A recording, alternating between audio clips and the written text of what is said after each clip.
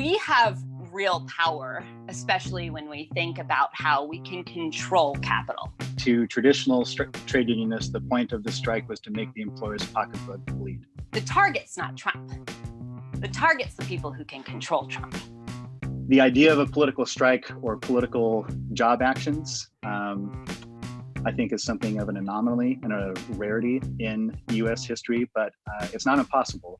We had flight attendants who were willing to stand up and say, I'm not going to work flights where kids are transported away from their families on our planes. Economic incentive, that is the only thing that those in power really truly care about.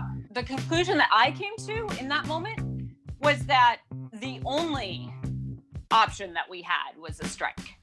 True to what was going on in the 1930s, and also not too different from what's going on right now, there was the rise of fascism. And so West Coast longshoremen started boycotting ships that were flying under the swastika. If we centered that conversation around Trump, that was an absolute loser. But if you centered it around how this is affecting people in their own lives and in their jobs, and around what they believe themselves is right and moral, that was an entirely different discussion. Because if you just ask people if they want to do something, they say no, right? But if you agitate them about what they care about what's at stake, and help them see that there's something even bigger than their fear that's at stake, and help them understand how it is that you can win and that you'll be safe together, then they say yes.